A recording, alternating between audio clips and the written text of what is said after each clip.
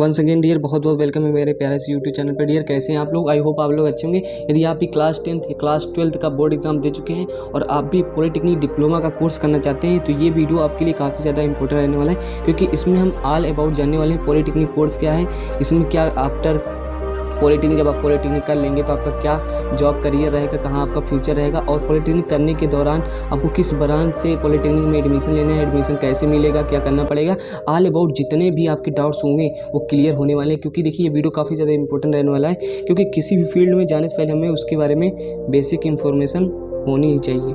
उस फील्ड के बारे में हमें बेसिक इन्फॉर्मेशन होनी चाहिए कि इस फील्ड में क्या होगा और क्या जॉब कर रहिएगा। तो चलिए जानते हैं वन बाय वन सभी चीज़ों के बारे में। देखिए डियर, यदि आप क्या करते हैं पॉलिटेक्निक डिप्लोमा का कोर्स करते हैं, क्या करते हैं, यदि आप भी पॉलिटेक्निक डिप्लोमा कोर्स करते हैं तो आपको पहले बता दें, यदि आप क्लास 10th की बात करते हैं या क्लास 12th की बात करते हैं तो आपको क्या करना होगा, एडमिशन लेने के लिए आपको फॉर्म भरना पड़ेगा। फॉर्म किसका रहता है? जी का रहता है। मतलब कि यदि आप किसी भी बोर्ड से भरते हैं तो आप अपना फॉर्म भर सकते हैं अपने किसी भी बोर्ड से। मतलब यदि आप बिहार से हैं, झारखंड से हैं, तो कुछ कहीं से भी आप अपना फॉर्म फिलअप करा सकते हैं। क्लास 10th के बाद मिनिमम एज क्राइटेरिया 14 से 15 साल होता है। मोटी मोटी बातें बता देता हूँ, लेकिन जब आप फॉर्म भर देंगे आप क्या होगा, आपका एग्ज़ाम होगा।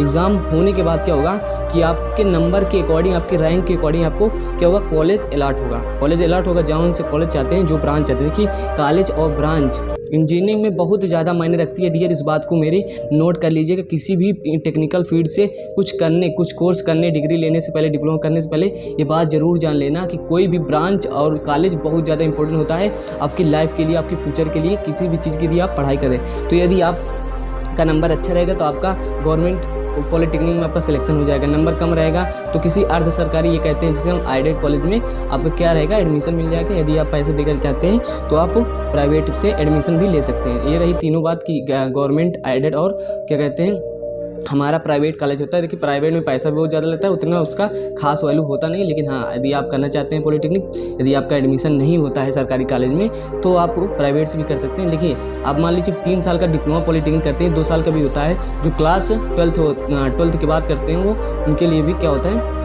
इस वीडियो में सब कुछ बताने वाले, बस आप वीडियो में कंटिन्यू बने रहिएगा। क्या होता है कि जब हमारा क्या होता है क्लास 12th के बाद हम 2 साल का भी होता है लेटर एंट्री से, और ये 3 साल का भी होता है। अमूमन लोग 3 साल का ही कोर्स करते हैं डिप्लोमा वाला। तो इसके बाद क्या होगा, मान लीजिए आपने कोर्स किया तो आपको मान लीजिए कोई कॉलेज मिल गया, आपने किसी भी ब्रांच से, ब्रांचें कौन कौन सी हैं आपकी, 3 ब्रांचें मेनली, 3-4 ब्रांचें तो बहुत है यार टेक्निकल में, अनकाउंटेबल, मतलब कि काउंटेबल हैं, मतलब बहुत सी ब्रांचें। लेकिन आपको यही तो ध्यान देना है कि कौन सी ब्रांच क्या होती है, कि किसी एक विशेष शाखा होती है टेक्निकल फील्ड में जिसमें हमें उसके बारे में पढ़ाया जाता है। जैसे मान लीजिए सपोज दैट पॉलिटेक्निक की कुछ फेमस ब्रांचें हैं, जैसे कि civil engineering, electrical engineering, mechanical engineering, electronics engineering, IT और CS भी इस समय अपने रेंज में है, मतलब वो दौड़ में है, इस समय रेस में है। तो काफ़ी ज़्यादा स्कोप है जिस ब्रांचों का मैंने नाम लिया। ऐसे नंबर ऑफ और भी टेक्निकल ब्रांचें हैं, लेकिन आपको ये बात को ध्यान में रख के करना है कि कोई कोर्स करने से पहले ब्रांच को चूज़ करना है टेक्निकल फील्ड में। यही तो खास बात है, ब्रांच और कॉलेज बहुत मायने लगता है। यदि मान लीजिए आपको कहीं एडमिशन मिल गया तो या फिर आप हमारे अनुसार, हमारी बात के अनुसार, आप सलाह के अनुसार हम तो आपको कहेंगे कि 4 से 5 ब्रांचों को ही सेलेक्ट कीजिएगा जब आपका काउंसलिंग होगा। हालांकि पेपर देने के बाद होगा, अभी तो पेपर हो नहीं रहा है जब मैं वीडियो बना रहा हूँ। अभी तो डेट आई है, आगे डेट एग्ज़ाम चलता रहता है। हाँ, मतलब एग्ज़ाम होगा आपका। सो पढ़ाई करते रहिए। यदि आपको गवर्नमेंट पॉलिटेक्निक मिल जाता है तो अच्छी बात है, नहीं तो आप मान लीजिए पॉलिटेक्निक 3 वर्षीय कोर्स करते हैं, 3 वर्षीय कोर्स करते हैं। इसके बाद क्या होगा डियर, मान लीजिए आपने कर दिया किसी भी ब्रांच, सिविल इंजीनियरिंग से कर लिया। अब सिविल इंजीनियरिंग क्या है और इलेक्ट्रिकल इंजीनियरिंग क्या है, मैकेनिकल, इसके लिए सेपरेट वीडियो बनाऊंगा, टाइम मिलेगा तो यदि आप लोग कमेंट करेंगे। ओके, तो ये सब चीज़ें बेसिकली रही। आई होप आपको समझ में आ रहा होगा कि क्या क्या चीज़ें हैं। देखिए आपने मान लीजिए किसी भी ब्रांच से 3 साल की कोर्स कर लिए। कोर्स करने के बाद होगा क्या, आपके कॉलेज में, यदि आपका अच्छा कॉलेज है, यही होता है, इसलिए मैं बता रहा हूँ कि कॉलेज और ब्रांच बहुत डिपेंड होता है। कॉलेज और ब्रांच बहुत डिपेंड होता है, इस बात को नोट कर लीजिए, क्योंकि आपके बहुत काम आने वाला है। मान लीजिए कॉलेज में है, किसी भी कॉलेज से आपने क्या किया, इस कोर्स को कंप्लीट कर लिया, डिप्लोमा को। उसके बाद क्या होगा कि कॉलेज में क्या होती है कि कंपनियाँ आती हैं जॉब देने के लिए, कंपनियाँ आती हैं, आपका इंटरव्यू लेती हैं, एग्जाम लेती हैं। उनका अलग अलग पैटर्न होता है। जिस तरीके से कोई भी मान लीजिए भेल हो गई, इसके सब कुछ नाम बताते हैं, महिंद्रा हो गई, मारुति सुजुकी हो गई, भेल हो गई, भारत हैवी इलेक्ट्रिकल्स जो भी हो, और LNT हो गई, मतलब कुछ कंपनियां जो हैं, बहुत से नंबर ऑफ कंपनीज हैं, उनके नाम नहीं गिना सकते।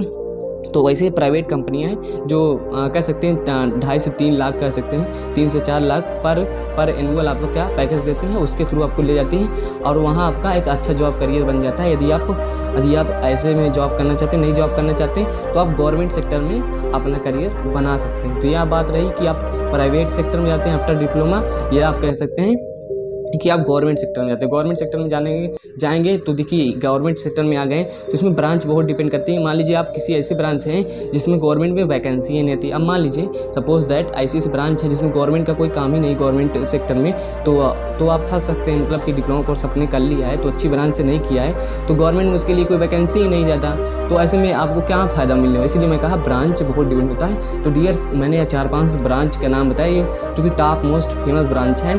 कौन सी ब्रांच है एक बार रिपीट कर देता हूँ। सिविल इंजीनियरिंग है, हमारा क्या है, सिविल इंजीनियरिंग है, मैकेनिकल इंजीनियरिंग है, इलेक्ट्रिकल है, इलेक्ट्रॉनिक्स है, एंड हमारा क्या है, हमारा ITCS भी एक अच्छी खासी ब्रांच है क्योंकि ओके आई होप आपको समझ में आ रहा होगा। तो इन सब चीज़ों के यदि मैकेनिकल में जाना चाहते हैं सिविल में तो इसके बारे में अलग से आप जान सकते हैं यूट्यूब पे सर्च करके। ओके